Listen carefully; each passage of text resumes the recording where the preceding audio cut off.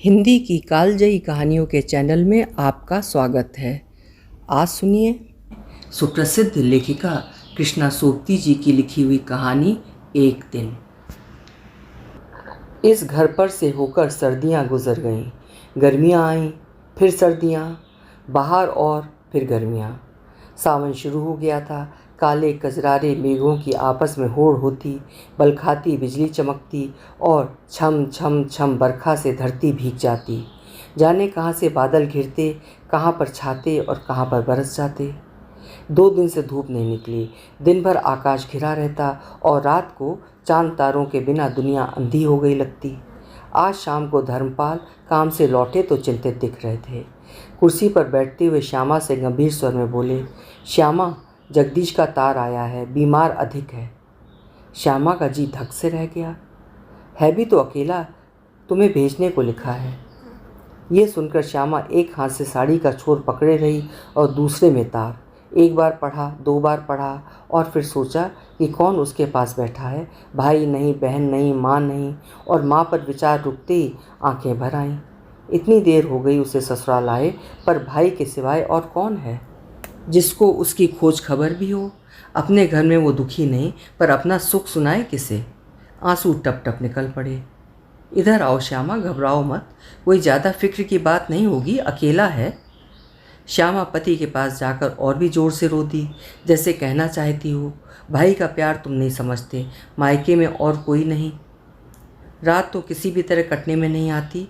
धर्मपाल बोले, श्यामा, कल नंदू को साथ लेकर जगदीश को देखाओ। सफ़र लंबा है, साथ किसी का होना जरूरी ही है। श्यामा को सहारा मिला, लेकिन समस्या क्या इतनी सरल है। एकदम सोचा, पति को अकेला छोड़ जाएगी। अकेला नहीं, शीला वो इस घर से बाहर तो नहीं, पर पति को तो उसने उस ओर मुँह करते भी नहीं देखा। पर में वो अटक जाती है। क्या वो पति को पहचानती नहीं? ब्याह हुए कितनी देर हो गई है, लेकिन कभी उसने अपने को अलग नहीं पाया।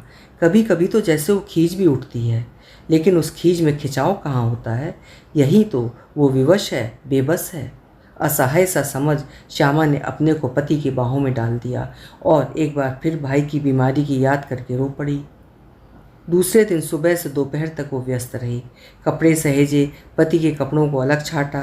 उसके जाने के बाद उन्हें दिक्कत ना हो, नौकरों चाकरों को हिदायतें दी। रखो को बहू के भाई की फिक्र ना हो, ऐसी बात नहीं, पर कुछ दिन तो आराम वो भी चाहती है। कृत्रिम स्नेह जताकर बोली, बहू जी कुछ देर लेट जाओ, लंबा सफ़र करना है। श्यामा लेट गई। सोचा, गृहस्थी के लंबे चौड़े धंधे हैं, अभी तो कोई बाल बच्चा नहीं है, फिर भी सुबह से काम में लगी हूँ। जरा आँख लगी ही थी कि चौंक कर उठ बैठी। रखो अपनी कर्कश आवाज़ में कह रही थी, आइए जी, आइए जी। श्यामा को मेहरी के आने का संशय सा हुआ, पर कहाँ, सामने तो शीला खड़ी थी। उसे देखकर वो खिल नहीं पाई, हैरान सी रह गई, पर शिष्टाचार वश खड़ी होकर बोली, आइए ना, आइए। और फिर पास पड़े सोफे की ओर इशारा करते हुए कह उठी, बैठिए। शीला बैठी तो जरूर, लेकिन उस शिष्टाचार में रुखाई की मात्रा जानने में उसे देर नहीं लगी। हाथ से संकेत से मेहरी और रखो को बाहर बैठे रहने को कहा। नौकर चाकरों को ऐसे मौक़ों में मज़ा आता है, पर इनके साथ ज़्यादा ढील अच्छी नहीं। रखो और मेहरी बाहर चली गईं, लेकिन मर्जी से नहीं। मेहरी तो ज़रूर अपना हक अधिकार समझती है, पर शीला कम सयानी नहीं। क्या वो श्यामा के सामने मेहरी को अपना सगा जताएगी? श्यामा के चेहरे पर जरा संकोच और छिपी पड़ी खिन्नता सा भाव देखकर शीला बोली, बहन, नंदू ने बताया कि वीर की तबीयत अच्छी नहीं है, क्या पहले कोई खत आया था? श्यामा ने शीला की आंखों को पढ़ सकने का प्रयत्न करते हुए कहा, नहीं, कल ही तार आया है, पता नहीं कैसा है, कोई पास है भी या नहीं। बहन घबराना मत। कहते कहते शीला के बोल भारी से हो गए। रास्ते में जरा एहतियात ही बरतना, नंदू साथ ठीक रहेगा। फिर बाहों में पड़ी ढेर सी चूड़ियों की ओर दृष्टि डालकर कहा, संभाल ही रखना जेवरों की, बाहें ढकी ही अच्छी हैं, आजकल लोगों का कुछ पता नहीं। श्यामा को ये सलाह कैसी लगी, शीला ने नहीं जाना। उसे जानकर करना भी क्या है। श्यामा की नज़र न जाने क्यों घड़ी की ओर गई। धर्मपाल के आने का समय हो गया, क्या शीला नहीं जानती? मगर श्यामा कहे किस बहाने, ये तो उसे अपने आप ही समझना चाहिए। पर यह क्या, उसे क्या पति से पर्दा करना है? फिर भी पता नहीं क्यों वो नहीं चाहती कि शीला के बैठे वो यहाँ आएं। बाहर से जूतों की आहट आई। श्यामा चौकन्नी हुई। शीला ने सिर का दुपट्टा ठीक किया और पर्दा उठाकर धर्मपाल अंदर आ गए। आए और देखकर ठिठक गए। श्यामा के तेवर उभर आए और शीला की ऊपर हुई नज़र जैसे धक्का खाकर नीचे उतर गई हो। धर्मपाल के रुके हुए पैर जब वापस लौटने लगे तो श्यामा संभली, कुछ खीस से, कुछ चिढ़कर बोली, आओ ना, बैठो ना जी। धर्मपाल ने पत्नी की ओर बिना देखे कुर्सी खींची और बैठ गए, पर सामने की ओर नज़र नहीं उठा सके। आज शीला यहाँ कैसे? अपने पर जैसे गुस्सा सा आया। वो बाहर मेहरी और रखो को देखकर दूसरे कमरे में जा सकते थे, पर गाड़ी का सब ठीक ठाक हो गया है ना? श्यामा ने कुछ छिलती हुई आवाज़ में पूछा। हाँ हाँ, सीट बुक हो गई है, कहकर धर्मपाल को मानो स्वयं अपनी आवाज़ अच्छी नहीं लगी। लगा जैसे उन्हें कुछ असुविधा सी हो रही है। बाहर रखो और मेहरी एक दूसरे की आंखों में देख रही हैं, जैसे कुछ होने वाला है। जमाई को देखकर मेहरी ने विजय की दृष्टि से रखो की ओर देखा था, जाने क्यों। शीला की आंखें नीचे देख रही हैं और हाथ अशक्त से होकर जैसे गोदी में गिर पड़े हैं। उठ जाए, पर लगा जैसे पांव चल ही नहीं पाएंगे। लेकिन क्या उसका यहाँ बैठना ठीक है?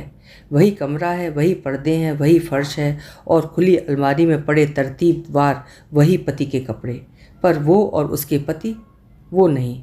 शीला का दिल ऐसा हुआ जैसे किसी ने छलकते पानी को निर्दयता से ढाँप दिया हो। किसी तरह शुष्क होते जा रहे गले से आवाज़ निकाल कर बोली, चाची मेहरी। ये धीमा स्वर बाहर तो नहीं पहुंच सकता था। श्यामा को दिल में शायद हंसी आ गई थी। शीला पर एहसान सा करते हुए पुकारा, रखो, मेहरी को अंदर भेजो। और श्यामा के बुलाते ही शीला अपने को झकझोर कर उठ पड़ी। दुपट्टा एक तरफ से बहुत नीचा हो गया था, जैसे अपनी सुध न रही हो, पर नहीं, चाल वैसी ही जमी हुई थी। मेहरी अंदर आई, देखा बच्ची उठकर दरवाजे तक आ गई थी और साथ साथ श्यामा भी। अच्छा जी। श्यामा ने जरा सा मुस्कुराकर हाथ जोड़े, जैसे किसी पराजिता को देख रही हो। शीला ने उत्तर दिया और सहज कंठ से बोली, अच्छा, अपना ख्याल रखना और वीर की सेहत का पता देना। और वो बाहर निकल गई। पीछे से मेहरी ने दुपट्टे का फर्श पर पड़ता छोर पकड़ लिया और पहली सीढ़ी उतरते ही उसने शीला को कंधों से पकड़कर सहारा दिया। अब तक वो सब कुछ समझ गई थी। जमाई कुछ बात करते तो क्या दृष्टि इतनी जल्दी फिरा लेते? और धर्मपाल शीला की ओर देख नहीं देख सके।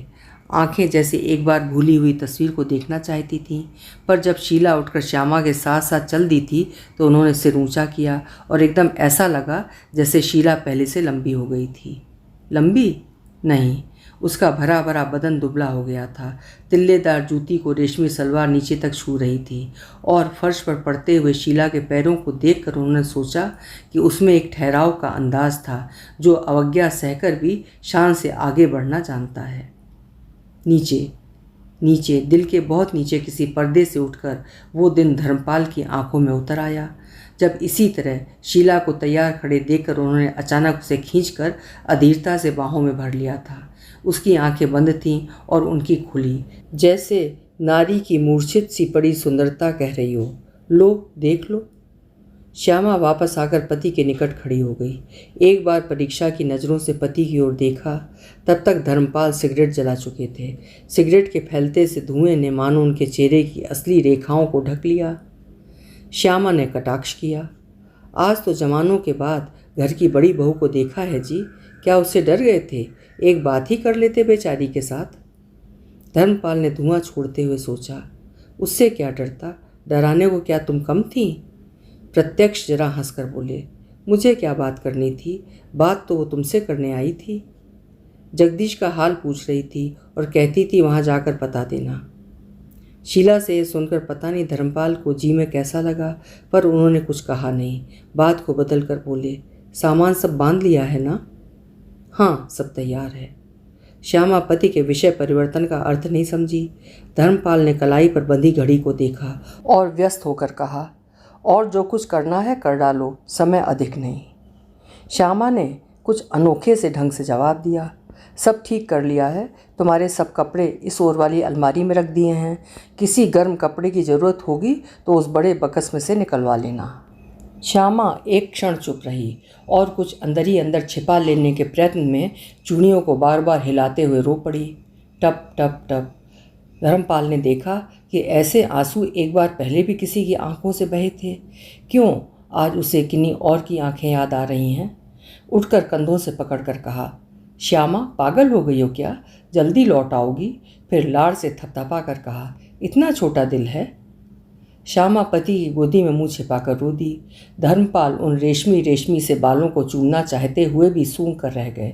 उन्हें लगा कि उनकी सुगंधि बहुत तेज थी और उस तेजी का आभास उन्हें आज कितनी देर के बाद हुआ।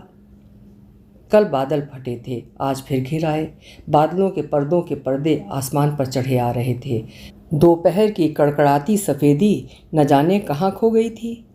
कभी हल्की फुल्की हवाएं झूमते झामते पेड़ों को चूमकर पर्दों को हिला जाती हैं। शीला सोफे पर अधलेटी थी। महरी ने पर्दे उठा दिए थे और फर्श पर बैठी बैठी उलझी हुई ऊन को सुलझा रही थी। उस दिन ऊपर से आकर बच्ची निढाल सी होकर बिस्तर पर लेट गई थी और घंटों रोती रही थी। चाची ने चुप कराने का कोई प्रयत्न नहीं किया, सिर्फ पास बैठी बच्ची के सिर पर हाथ फेरती रहीं और उसी दिन से बच्ची अनमनी सी लग रही है। आज सुबह चाची बोली, बच्ची वो ऊन पड़ी हुई है, कुछ शुरू कर लो ना, सर्दियाँ आ रही हैं, जरा जी भी लगा रहता है। करके बच्ची चुप रह गई। गद्दियों के सहारे बैठी थी, सिर पर कपड़ा नहीं था। गहरे नीले रंग के कपड़ों में चेहरे का रंग और भी धुला हुआ लगता था। बैठी बैठी सोच रही थी, श्यामा कैसे व्यंग से मुस्कुराई थी, जैसे कह रही हो तुम्हारा बड़प्पन आज कितना छोटा हो गया है। और वो अंदर आकर ऐसे ठिठक गए थे जैसे कोई गलत जगह आ गया हो। आदमी कितने बेदर्द होते हैं। बात नहीं, क्या आंख उठाकर देख भी नहीं सकते थे? लेकिन क्यों वो चाहती है कि पति उसे एक बार देखते तो? एक बार। वो दया की भूखी है कि तरस खाकर पति उस पर इतनी सी मेहरबानी करें। अपनी बेबसी, पति की निर्दयता और सौत की वो उपहासजनक हंसी आंखों में उतर आई और अपने हाथों को आंखों पर रखकर शीला से सकने लगी। महरी का हाथ रुक गया। वो जानती है कि जो दिल पति को देखे बिना 2 साल से चुपचाप जब्त पड़ा था, उसे निर्मोही पति की एक छाया ढकेल कर नीचे बहाए लिए जा रही है। बच्ची के हाथों को आंखों से अलग करके वो बोली, माँ बलिहारी जाए, रोए तुम्हारे दुश्मन। फिर झट क्रोध भरे लहजे में बोली, हाय हाय, अकल मेरी ही मारी जाती है। कपड़े भी निकाले तो ये अच्छी भली जानती हूँ, जब जब ये पहनती हो दिन अच्छा नहीं गुजरता। फिर भी सुबह ये ले आई, बुढ़िया होने को आई पर समझ नहीं। कहते कहते उठ खड़ी हुई। शीला ने सब समझा। जब से होश संभाला है वो महरी के हाथों पली है। लाड़ चाव जिद सब करती रही है। आज महरी को अपने आप को फटकारते सुनकर जाने कैसा तो लगा। कैसे वो उसे दिलासा देती रही है, किसी न किसी बहाने जी लगाती रही है, एक पल को अलग नहीं छोड़ती।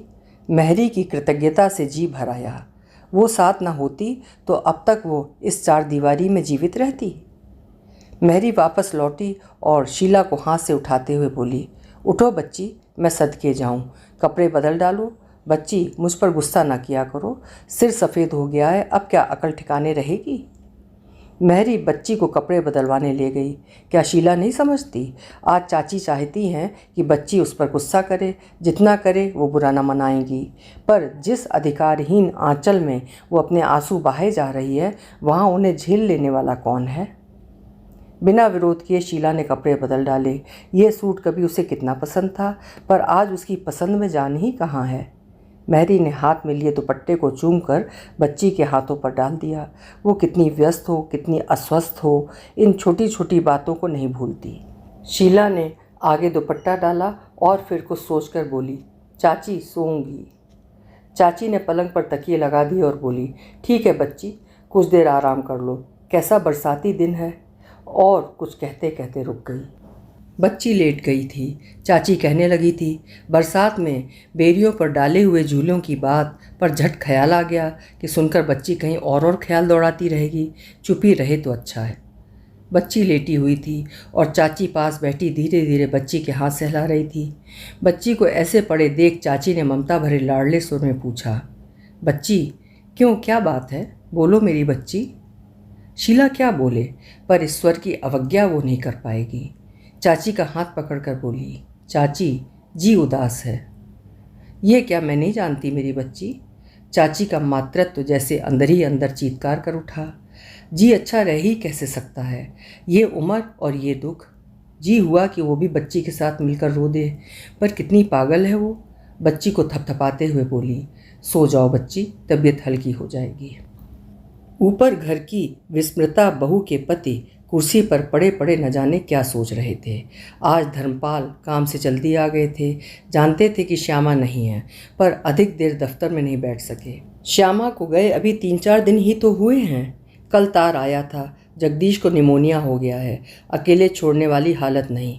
कमरे कैसे सूने लगते हैं। आज दोपहर को धर्मपाल ठीक से खाना नहीं खा सके।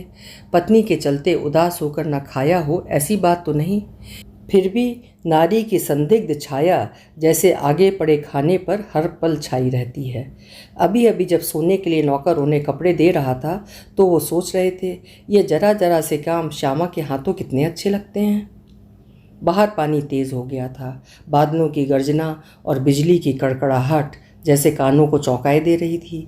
धर्मपाल ने हाथ का सिगरेट नीचे फेंका और उठकर पलंग पर जा लेटे। सोचा, आदमी की दिनचर्या में भी औरत का कितना बड़ा हिस्सा है। और श्यामा, उसने तो जैसे उन्हें अपनी बाहों से बांध डाला है। जाती बार कैसे रो रही थी। झट ध्यान आया, उस दिन शीला से कैसे अचानक मिलना हो गया। पर धर्मपाल नहीं चाहते कि वे इन बातों को सोचें। उन्हें जैसे अपने हाथों से किए किसी अन्याय की याद आ जाती है।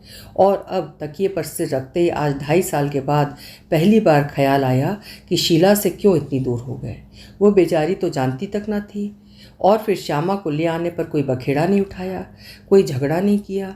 और वे, उन्होंने एक बार उसे देखा तक नहीं। कैसे रहती है, कहाँ रहती है। इस अरसे में एक बार रुपया तक नहीं मंगवा भेजा। शायद शाह जी के यहाँ से आता होगा। और अब तक शाह जी अपनी बेटी को लेने गए। ख्याल आया, शीला को विदा करते शाह जी ने उनका माथा चूम चूम कर कहा था, बेटा इसने तुम्हारा लड़ पकड़ा है, इसे निभाना।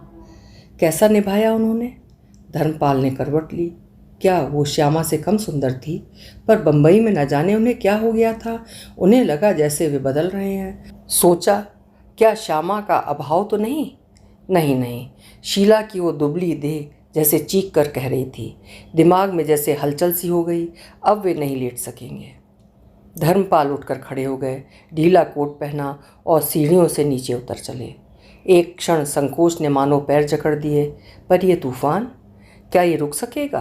क्या कहेंगे शीला से। नीचे आंगन में आकर देखा कोई नौकर चाकर नहीं था। आंगन पार किया, पर्दे नीचे पड़े थे। पर्दा उठाया तो सामने फर्श पर महरी बैठी कपड़ों की तह लगा रही थी। बच्ची सो गई थी, इसीलिए दबे पांवों बाहर आकर वो काम धंधे में लगी थी।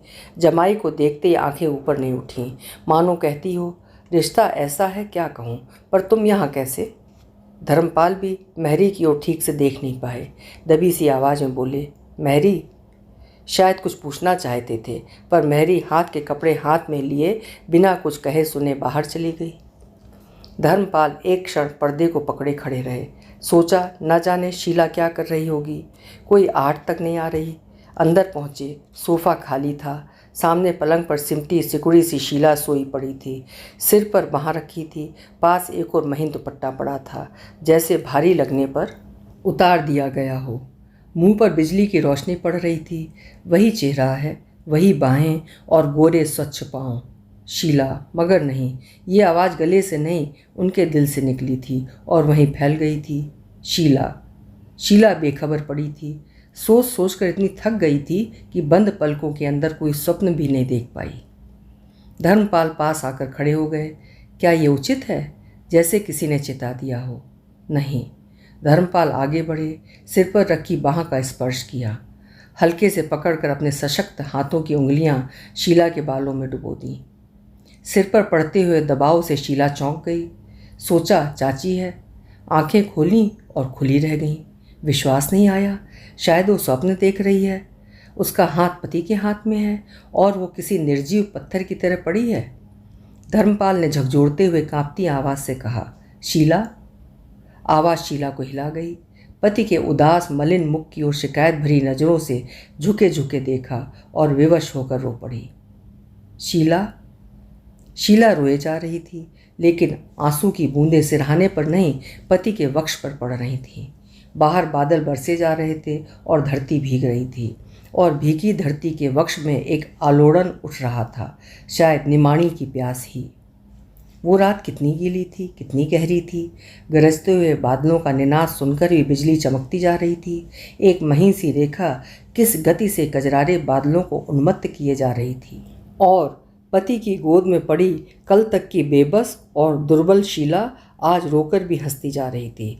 और धर्मपाल पत्नी को हौले से पुकार भर लेने के सिवाय और कुछ नहीं कह सके। शीला, शीला। और इस नाम से वो सब जुड़ गया जो 2 साल पहले किसी अनिश्चित काल के लिए टूट गया था, बिछुड़ गया था। लेकिन क्या सचमुची संज्ञा का इतना मूल्य है? देह से अलग, देह से भिन्न कौन सी संज्ञा होती है जो ऐसी रात में किसी की आंखों में नाच जाती है? क्या दोनों इस बात को नहीं जानते? इतने अनजान नहीं वे? फिर भी किन्हीं 2 भटके हुए पुराने साथियों की तरह एक दूसरे को थामे हुए वे सोच रहे हैं कि हमेशा नहीं तो कम से कम आज तो इस तूफ़ानी रात में वे इकट्ठे हैं। सिर पर भयानक तूफ़ानी रात थी, लेकिन स्वयं उनमें अधीरता नहीं थी। जीवन का उष्ण रक्त था जो स्थिर गति से बहता जा रहा था और बहकर उस चिरंतन प्यास को बुझा रहा था जो हाड़ मांस के साथ उसमें जागी थी। रात कैसे आई और कैसे बीत गई? शायद बहुत लंबी थी, शायद बहुत छोटी थी। शीला नहीं जानती कि रात कैसे कट गई, धर्मपाल नहीं जानते कि रात कैसे कट गई, लेकिन नारी के अंतर के नीचे, सबसे नीचे पड़ी ममता जानती थी कि रात कैसे गुजर गई।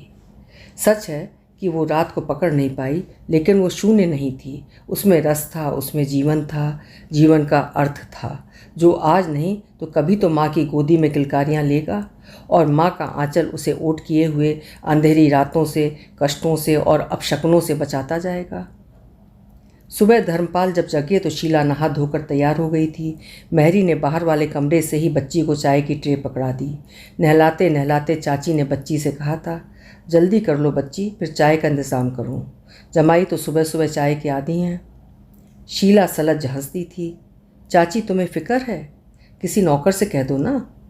चाची ने भेद भरी दृष्टि से बच्ची को देखकर कहा था, ना ना बच्ची, तुम्हें नौकर चाकरों को नहीं जानती। चाय रखने आएंगे, 20 बातें बनाएंगे बाहर जाकर, मैं ही लाऊंगी। फिर तनिक रुककर उसने कहा था, बच्ची तुम्हें पकड़ा दूंगी, तुम ही अंदर ले जाना। क्यों क्यों चाची, क्या तुम? उसने चाची से पूछना चाहा था। बीच में ही चाची बोली, तुम भोली हो बच्ची, सुबह सुबह उठकर क्या जमाई को मेरा ही मुँह देखना है? शीला खुलकर हंसती थी। ओह चाची, क्या मैं सोते जागते तुम्हें नहीं देखती? चाची ने कहा, वो और बात है बच्ची, तुम नहीं समझती। लाओ जरा पैरों को मलूं, कितनी खुशकी हो गई है। शीला समझ गई थी कि चाची अंदर जाकर धर्मपाल को संकोच में नहीं डालना चाहती। मन ही मन हंसकर वो चाची के प्रस्ताव से सहमत हो गई थी।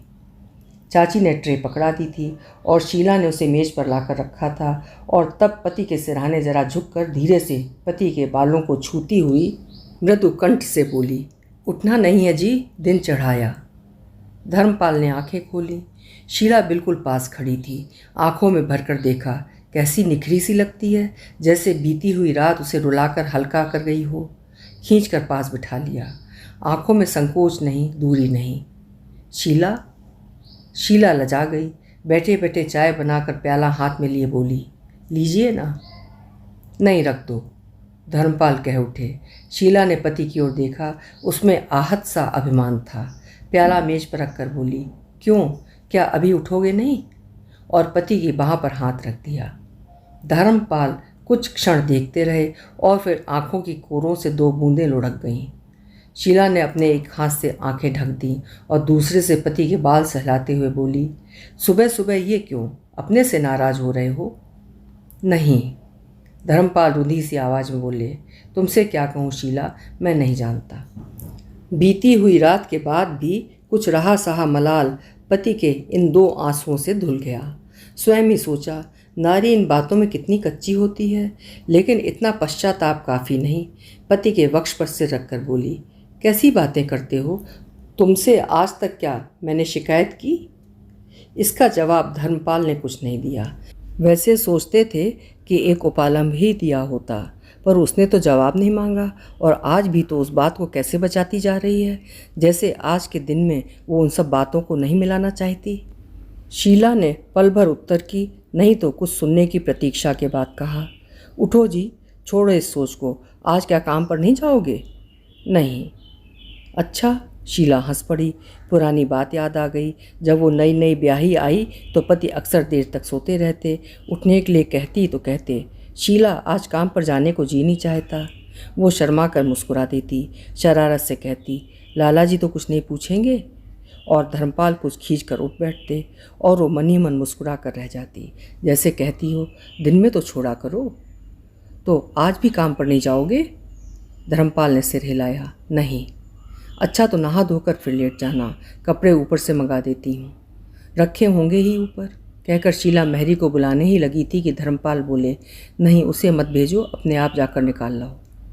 धर्मपाल के स्वर में अनुरोध था, जैसे पत्नी को उसके अधिकार की याद दिला रहे थे। ऊपर जाने की अनिच्छा, वो भी श्यामा के अनुपस्थित में, पर न करने में भी शीला को संकोच सा हुआ। अनमनी सी होकर उठी, मेहरी को बुलाकर कहा, चाची उनके कपड़े लाने हैं ऊपर से, चलो तुम्हारे साथ चलती हूँ। चाची ने एक बार बच्ची को खुली दृष्टि से देखा और जरा सा हंसकर बोली, चलो बच्ची। दिल में कह रही थी, क्यों नहीं इस काम के लिए जाऊंगी। शीला ने कमरे में प्रवेश किया। उस दिन भी तो ये सब कुछ था, कितना पराया लगा था। शायद श्यामा इसकी मालकिन लग रही थी। और आज कपड़ों की अलमारी खोलते खोलते लगा कि 2 वर्ष बाद उसे फिर अपना अधिकार मिल गया है। वे 2 वर्ष जो कटने में नहीं आते थे, आज कितने छोटे हो गए हैं। कपड़ों को तरतीबवार रखने वाले हाथों से आज पहली बार शीला को ईर्ष्या सी हुई। और कपड़े निकालकर जब शीला नीचे उतरी तो पाँवों में गति थी और चाल में घर की स्वामिनी होने का रौब था। वहाँ पर रखे कपड़ों को देखकर मेहरी ने मन ही मन कहा, भगवान करे बड़ी बड़ी उम्र हो बच्ची की और जमाई की भी। आज क्या वो जमाई को बच्ची से अलग देख सकती है। शीला कपड़े लिए आकर खड़ी हुई तो धर्मपाल को लगा कि वे पुराने दिन लौट आए हैं और इस बीच के 2 साल इस भूली सी कड़ी से निकलकर कहीं अलग होकर अदृश्य हो गए हैं और वो और शीला टूटा हुआ तार जैसे फिर जुड़ गया है। अभी आप सुन रहे थे कृष्णा सोबती जी की लिखी हुई कहानी एक दिन। ये कहानी सन 1952 में प्रकाशित हुई थी। उम्मीद है कहानी आपको पसंद आई होगी। कल मिलेंगे फिर किसी उम्दा कहानी के साथ। आपका समय शुभ हो।